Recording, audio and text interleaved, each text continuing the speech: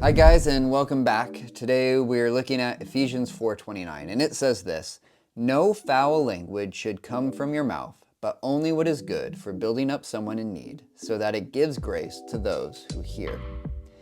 Growing up, I spent most of my school years at a private Christian school, and for my British friends, that means I went to a posh school. One of those years, I had a teacher who had this verse from Ephesians printed out and put up at the front of the classroom. And if anyone in the class cursed at all, he would make that student stand up, read the verse out loud, and then usually make them go outside and make piles of rocks. He was pretty inventive in his punishments. For most of my life, I have heard this verse used as the key verse to explain why we as Christians should never curse. While those intentions may have been good, I've realized they were a bit misguided, as that is not what this verse is saying. You see, the misunderstanding seems to come from how our English translations have interpreted the word sapros. Sapros is the Greek word that means rotten.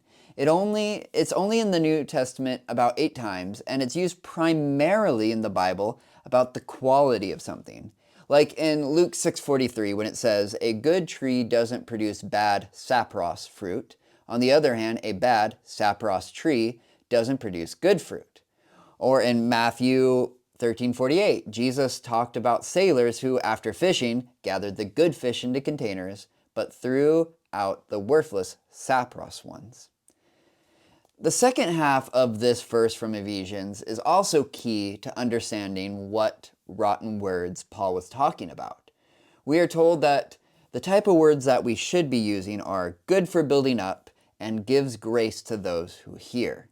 In other words, this verse isn't about cussing, it is about what your words are doing, right? A person could speak eloquently and never let a curse word ever pass their lips, but their speech could be rotten to the core, tearing down the people they are talking to. I mean, one of the other implications of sapros that I want to point out is that when you eat something that's rotten, it makes you sick. Like sometimes my wife and I will buy something from the store with the full intention of cooking it that night. And then something happens, plans change, and that piece of food sits in our fridge and it morphs into an organism that can no longer really be called food. It becomes sapros. And when a food becomes this way, you no longer eat it because it'll just do all kinds of damage to your insides. And rotten words can do the same. Each day we interact with other people. Each day people engage with our words, whether in person, over the phone, on a video call, through a text message, a social media post, reading a blog, watching a video, or listening to a podcast. In every instance, what is the quality of the words that we are putting out? Are they rotten, causing someone to be sick, or do they build up anyone who hears them?